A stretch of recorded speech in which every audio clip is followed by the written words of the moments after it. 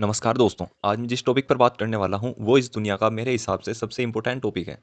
और जिस टॉपिक पर मैं बात करने वाला हूँ उसका नाम है क्लाइमेट चेंज।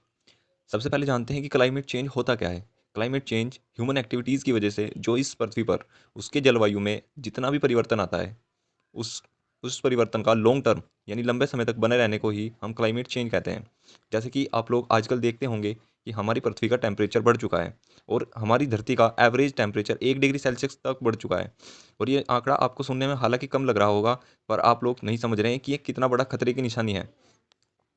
हम अगर क्लाइमेट चेंज के मेजर कॉजेज़ की बात करें तो ह्यूमन कॉजेज़ सबसे टॉप पर है बर्निंग फॉसिल फ्यूल्स, यानी कि जितने भी व्हीकल या जितने भी इंडस्ट्री से निकलने वाले धुएं और जितना भी फ्यूल्स हम जितना भी एमिशन उससे करते हैं वो मेजर रोल प्ले करता है क्लाइमेट चेंज में।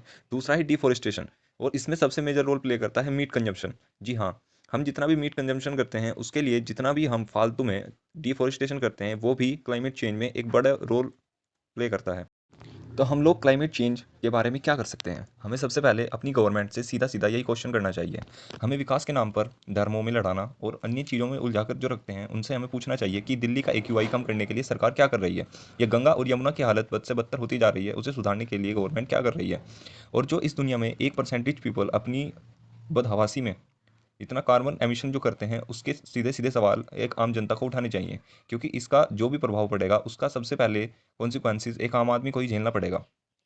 और हमें अपनी ओर से भी जितना हो सके कम कार्बन एमिशन करना चाहिए और सजग होकर गवर्नमेंट से सवाल करने चाहिए।